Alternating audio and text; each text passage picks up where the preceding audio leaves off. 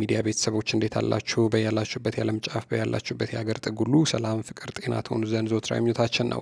ኤልያስ ደግነት ነኝ። የምትከታተሉት ጊዜ ሚዲያን ነው። በዛሬው መሰናዷችን ከትላንትና ወዲያ እጅግ በጣም አሳዛኝ በሆነ መልኩ ሕይወታቸውን ከተነጠቁ ሁለት ሙሽሮች ጉዳይ ጋር ተያይዞ መሰናዶ አቅርበን ነበረ።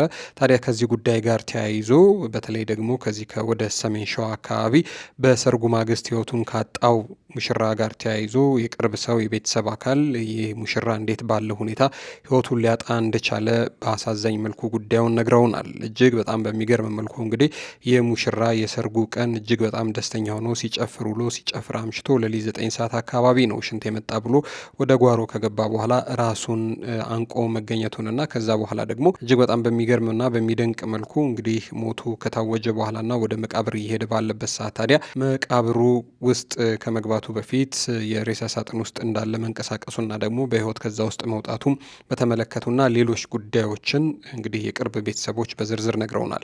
ይህንን ጉዳይ እስከ ፕሮግራማችን ፍጻሜ ድረስ አብራችሁን ቆዩና ይህንን እጅግ በጣም አስገራሚ ማሳዛኝም የሆነ ጉዳይ እንድትሰሙልን ፈልገን ነው። እስከ ፕሮግራማችን ፍጻሜ ድረስ አብራችሁን ቆዩ። ታዲያ በቆይታቸውም ጊዜ ሚዲያን ሰብስክራይብ ያላደረጋችሁ ካላችሁ ሰብስክራይብ እያደረጋችሁ ቤተሰብ እንድታደርጉንና እንድታበረቱን ጠይቅን። አሁንም ሰብስክራይብ አድርጋችሁ የደውል ምልክቱን ተጭናችሁ እለት እለት የምናዘጋጃቸው መሰናዶች እንዲደርሷችሁ አድርጉ። አብራችሁን ስለምትቆዩ እናመሰግናለን። ወደ ፕሮግራሙ እንሄድ።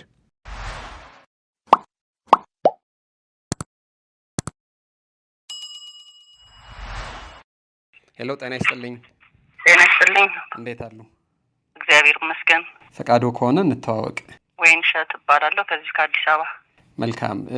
እንግዲህ የጊዜ ሚዲያ ቤተሰብ እንደሆኑ ነግረውኝ ነበረ። አንድ ጉዳይ እርስዎ የሚያውቁት አካባቢ ተከስቶ ይህን ጉዳይ የሚመለከታቸው አካላት ቢከታተሉት ደግሞ ሌላው ማህበረሰብ ከዚህ ጉዳይ ቢማርበት ብለው ነው እና ምንድን ነው የገጠሙት ነገር? እሁድ ቀን ሰርጉ ነበር የልጁ። ሰርግ ነበረ። ሰርግ ገባ። እስከ ሌሊት 9 ሰዓት ድረስ ሲጨፍር ነበር። ሰላም ነው። ይሄ አሁን ሲሚንቶ ፋብሪካ የተሰራበት ነው የተፈበረከበት ቦታ ነው ያለው እና ሰርግ እህቱም እሱም አንድ ቀን የተዳሩት። እህቱ ሄደች፣ እሱ ይዞ መጣ። እስከ 9 ሰዓት ሌሊቱ ሲጨፈር እሱም አብሮ ነበር አሉ። 11 ሰዓት ላይ ሽንት ልሽና ብሎ ወጥቶ ታንቆ ተገኘ። የሰርጉ ቀን? አዎ፣ አሁን ያሁን እሑድ እኮ ነው። እሺ፣ ታንቆ ተገኘ። ከዛ ጤና ጣቢያ፣ አሁን ደግሞ እንደሰማው ጤና ጣቢያ ይዘው ሲሄዱ ሬሳን ይዛችሁልን የመጣችሁት ብለው መልሰዋቸዋል ከጤና ጣቢያ። አዎ። እሺ። ከዛ ከጤና ጣቢያ ከተመለሰ በኋላ ልጅቷ ደግሞ ኤሌክትሪክ የዛ ሙሽሪት ማለት ነው ይዛ አንተ ልትል ስትል ሰው አይቷት አስጣላት። ራሷን ልታጠፋ እሷ በሱ ምክንያት። አዎ። እሷ ደግሞ እኔ እንደውም እዛ አካባቢ ቤተሰብ ስለሆነ የሚድረው ምናልባት ሳይፈልጋት ወይ ነው ብዬ ነበር። እነሱ ራሳቸው ተፋቅረው ነው አሉ የተጋቡት። ተፈላልገው ነው የተጋቡት? አዎ። እዛ አካባቢ ስላልተለመደ እኔ በቤተሰብ ነው ብዬ ነበር። ራሳቸው ተፋቅረው ነው አሉና ይህችን ልጅ እነዛ ስትሆን የሆነ የሚያመልኩበት ቦታ ይዘዋት ሄደዋል። ባዕድ አምልኮ ያመልካሉ? በጣም ያመልካሉ። ከዛ እዛ ይዘዋት ሄደው ለፈለፈች። እንደገና የሄዱበትም እንትን ማን ነው እኔ ነኝ ያነቅኩት 11 ሰዓት ላይ ቡዳ ነኝ ምናምን ብሏል። እንደው የሚያሳዝን ነው። ከዛ ልጁ ወደ መቃብር ቦታ ይዘውት ሄደው በሳጥን ተደርጎ ተንቀሳቀሰባቸው። ሲንቀሳቀስ ሬሳው ሲከፈት ሙቀት አለው፣ ትንፋሽ ነበረው በወቅቱ አሉ። ከዛ ትንፋሹ ጠፋ፣ ሙቀት አለ፣ ሰውነቱ ይንቀሳቀሳል። ምንም እንትን የሚለው ነገር የለም ማለት ያው መተንፈስ የለም፣ ሙቀት ነው ግን ሰውነቱ ይሞቃል አሉ በጣም። እና መጨረሻ ላይ የሄዱበት ሰውዬ እባብ ይመጣል ወደ ሬሳው፣ ያንን እባብ ግደሉ ምናምን ብሏቸዋል አሉ። ያ እባብ ደግሞ የሰይጣን ነገር እንግዲህ ይመጣል አሉ። እውነትም እንግዲህ ልጄም እዛ ናት ሰርግ ሄዳ ተገደላሉ። ያ እባብ ከሰዓት ወደ ማታ አካባቢ ትንሽ ተንፍሶ ነበር ብሎ ነበር አሉ። እንግዲህ ትክክለኛ መረጃ አይደለም። ከዛ ይሄ ልጅ ሌሊቱንም እዛው ቤተክርስቲያን ውስጥ ነው ከሳጥን አውጥተው አስቀምጠውታል፣ ከበውታል አሉ ቤተሰብ። ምንም የነቃው ነገር የለም። እኔ ቢቸግረኝ የጤና ጣቢያ ስልክ ከሰው ወስጄ ደወልኩ። እባካችሁን ይሄ በቃ ይሄ ማህበረሰብ ቀይሩት። አሁንም ኦክሲጅን ይዛችሁ ሄዳችሁ በአምቡላንስ እንዳላቃለሁ፣ እባካችሁ ድረሱለት፣ አየር አጥሮት ነው ስለታነቀ ብዬ አልኳቸው። ከዛ ትንሽ ቆየና ደወለና እንዴት ነው ሲለኝ ያው ነው እናንተ እባካችሁ እነሱ ስለማይመለሱ ሄዳችሁ እናንተ እንትን በሉት አልኩኝ። እንግዲህ በኋላ ዘግይተው መጥተው ነበር አሉ። እምቢ አሏቸው፣ ተመለሱ። ግን ይሄን ጉዳይ የህግ ባለሙያን በማማከር ይዘው ሄደው አስገድደውም ቢሆን ማድረግ ይችሉ ነበር። የጤና ባለሙያዎችም ቢሆን አዲስ አበባ አሁን ታንቆ ከተገኘ ግድ ምርመራ ያስፈልጋል አትምጡ ይባላል። እዛም ያንን ባያረጉ እንኳን ለዚህ ኦክሲጅኑን ለመስጠት በህግ ባለሙያ ማስገደድ ይችሉ ነበር። እምቢ አሉም ብለው ተመለሱ። ጤና ጣቢያ አንቀበልም ብለው ነው መጀመሪያ ይዘው ሲሄዱ የሞተን ይዛችሁልን የመጣችሁትና በቃ መልሳችሁ ሰዱት አሏቸው። ከዛ ቤት ወሰዱ። ሳጥን እንትን ተባለ። ሳጥን ውስጥ ተከተተ። ወደ ቀብር ቦታ ሲደርስ ተንቀሳቀሰባቸው እንትን ውስጥ ሳጥን ውስጥ ማለት ነው። ከዛ ሲከፈት ትንፋሽ ትንሽ አለው። በኋላ ደግሞ በቃ ትንፋሹ እንትን አለ፣ ሙቀት አለው። እንደነገርኩ ያው ድጋሜ ይሆንብና ልጅቷ ምክንያት ደግሞ በሄደችበት ይድናል ሐኪም ቤት ከወሰዳችሁት ግን ይሞታል ብሏቸው ይኸው እስካሁን እየጠበቁ ነው። በጣም ግን ግራ ይገባኝ አሁን እነሱ በአዳም ልኮ ጋር ሄዱ እንደተባለው ይመጣል የተባለው እባብ የእውነት መጣ ወደዛ። አሁን አመጣ እንግዲህ ልጄ ሲሯሯጡ ነበር። መጣ ወደ ሬሳው እባብ አሉ። ከዛ እባቡ ተገደለ። ቤተሰቦቹ ናቸው በአዳም ልኮ የሚያመልኩት። አካባቢው ማህበረሰብ በቃ ምን ያምናል በዚህ ነገር። እኔ በ2004 ሄጄ የሚገርም ነገር 2 ወጣቶች አይቻቸዋለሁ። እኔ ለማርያም ንግስ ነው የሄድኩትና በማግስቱ ቴፕ ይዞ መዝሙር እያዘመረ ባጠገብ ያለ በጣም ገጠር ውስጥ ነው እና በ3ኛው ቀን በቃሬዛ መጡ ከቆላ ተይዘው ወንድማማቾች ማለት ወንድማማቾች በሰላም ሄደው በቃሬዛ ታማው መጡ። እንትን ነው ተላላፊ በሽታ ነው ሌላ ነገር አይደለም። እኔ እንደውም ይሄ ነገር ተላላፊ በሽታ ነው ባካችሁ ስል ምንም የሚሰማም የለም። እኔ ጎረቤት ነው በርግጥ። ከዛ ሞት አንደኛው እኔ እዛው እያለሁ ማለት ነው 3 ቀን እንኳን እኔ እንጃ አይሞላውም ሞተ። አንዱ ሬሳውን በቃሬዛ ይዘው ወደ ቀብር ሲወስዱ ያኛውን የደከመውን ደግሞ በቃ ወደ ባዕዳም ልኮ በቃ በጣም ያሳዝናል። ከዛ ስመለስ ጤና ጣቢያ እዚህ ለሚገባውና እባካችሁ ህዝቡን ለውጡት እንደዚህ አሁን ሁለት ወንድማማቾች ታማው አንዱ ሞተ፣ አንዱን ደግሞ ወደ ጠንቋይ ቤት ይዘው ሄዱ እባካችሁ ስል በቃ የሆነ ተላላፊ በሽታ ገብቷል ወደ ቆላ እዛ ሄደው ይሆናል አሉ። በቃ ይሄ ነው እዛም የሚመደበው እንዴት እንደሆነ አላውቅም። እጁ ይታጠፋል፣ እግሩ ይታጠፋል፣ ሙቀት ይሞቃል፣ ሰውነቱ አልቀዘቀዘም አሉ። እንደው እኮ ምን አታፍኖም ይሆናል ኦክሲጅን አስብ አንገቱ የታሰረ ነው። እንደው እስኪ አሁን የላኩልህን ስልክ ያዝና እንደዚህ አይነት ነገር አለ ብለህ ከሚዲያ ነው ብለህ እስኪ አነጋግረው የጤና ባለሙያው። አይደውለታለሁኝ አነጋግረዋለሁ። ግን እርሶ ምንድነው እስቲ አሁን ምናልባት ይሄንን ለሚሰማ ሰው ምንድነው ማስተላለፍ የሚፈልጉት ነገር አካባቢው ላለው ማህበረሰብ በተለይ ደግሞ እንዲህ ያለ ጉዳይ የሚመለከተው እዛ አካባቢ ያለ የእምነት ተቋም ነው። ምዕመኖቹን በስርዓቱ በደንብ ማስተማር አለበት።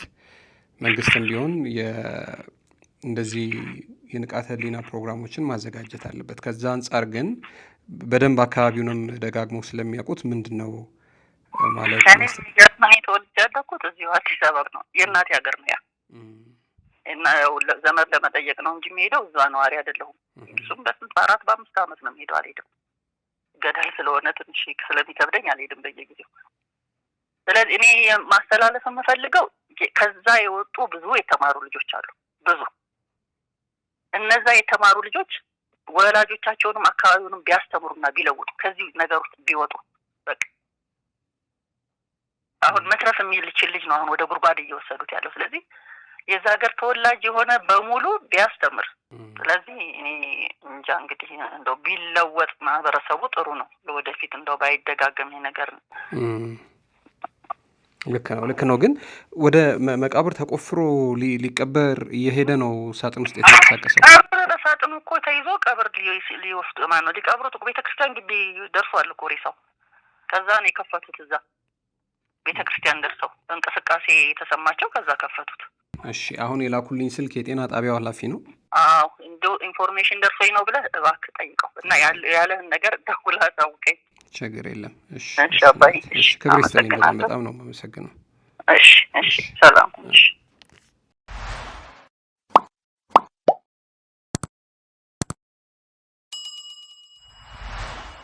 እንግዲህ ይህንን መረጃ እንደሰማችሁት ነው። በእጅግ በጣም የሚያሳዝን ነገር ነው።